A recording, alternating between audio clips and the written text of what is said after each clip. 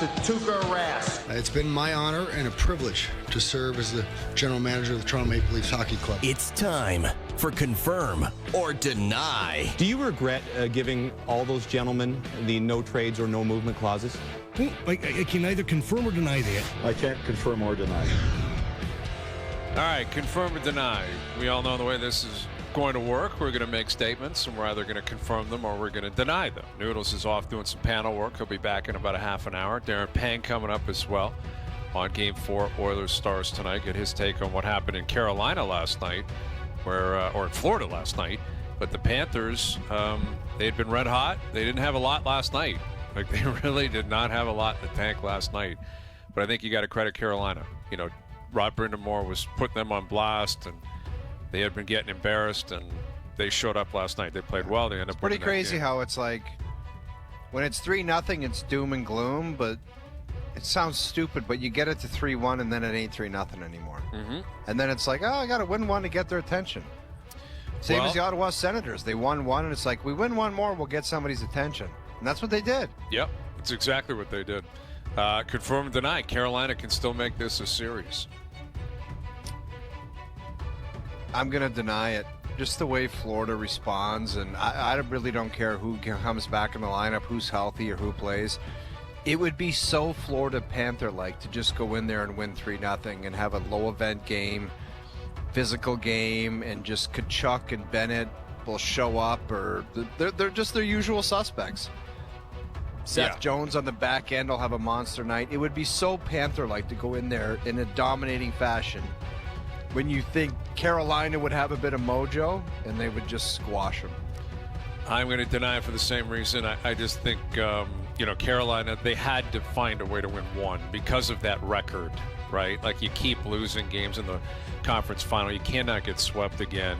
And in the fashion that you played the first 3 games, like, you just got smoked, man. Like, they had to show up last night. They had to have a game. They did that. I think that's enough to allow them to breathe.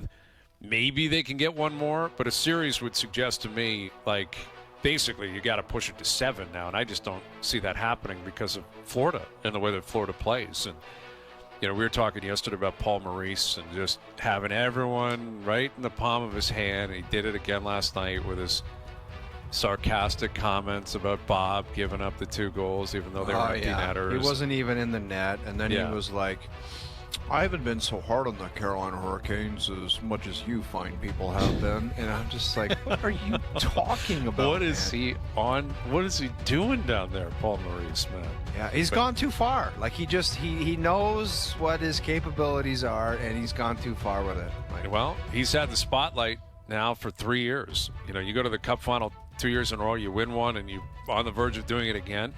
Everything's Paul Maurice all the time. Like, people want to hear from him, and he's going to give him a quote. And, well, you can shotgun a beer or you can go to church.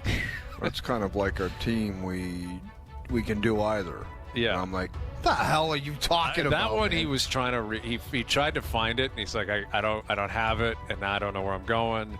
Now I'm asking people if they know how to reached into his shotgun a shorts beer. and he pulled out a turd on that one. Yeah. Like, that was a weird one. It was a weird one. But last night, again, credit to Carolina, but I still think Florida, I could see them doing exactly what you just suggested. They go in there Game 5, say, nope, not happening tonight, guys. Confirm or deny, both Aaron Ekblad and Sam Bennett will re-sign in Florida. Both of them. I'm going to go 75% on both of them.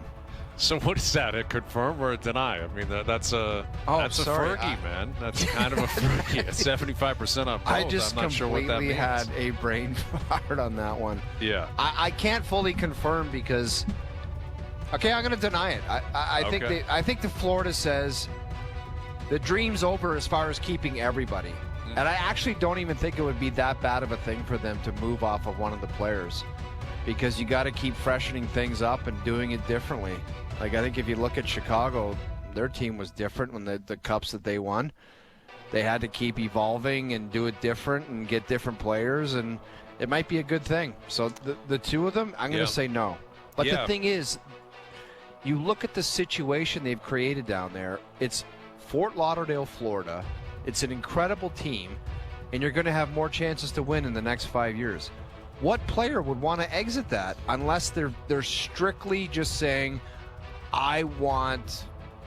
my ego is telling me I want people to bid the highest and I'm going to the highest bidder. That could be a case, but I really can't see it. Yeah. Because a lot of these players, they're making huge cake on their second deal where they're in a comfort zone where they're like, do I really need to go after that? You know what I mean? Like a 6-year, $6 million deal as your second contract. Are you really saying I got to cash out here?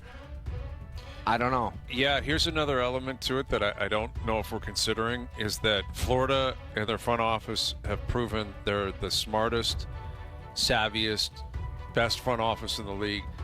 They may let one of them or both of them walk because they don't want to be tied for 6, 7, 8 years to them.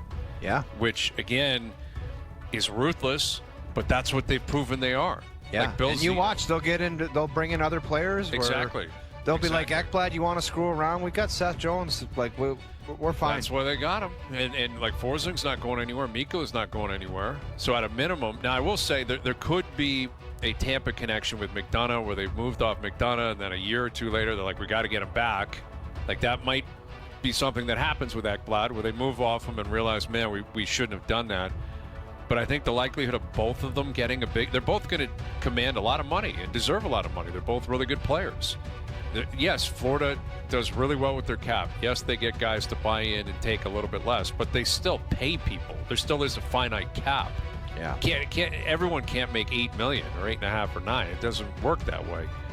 So I'm going to deny it as well, and maybe not as much because the players are like, we want all the money in the world and we're leaving. It might be because Zito in Florida says, you know what?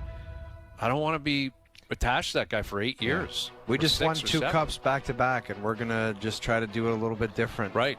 Because, like, the luxury they have is, let's say both those guys leave. Barkov, Reinhart, Verhaeghe, Kachuk, Lundell, Luosterainen. They're all still there.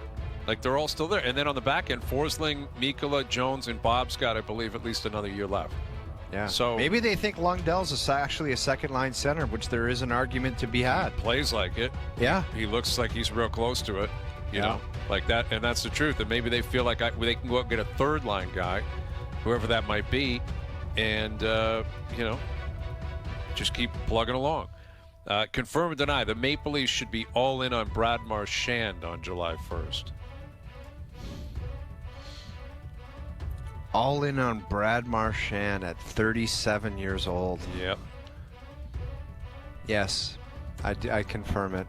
Why not? I confirm it 100%, 110%. I was thinking about that. Like, you got to get somebody with, like, and this has been the same thing for 9 years, that's just a little edgy, that might not get along with everybody that well. He's just got an edge to him. Like, if you look at that Evander Kane, I'm pretty sure not everyone's his best friend.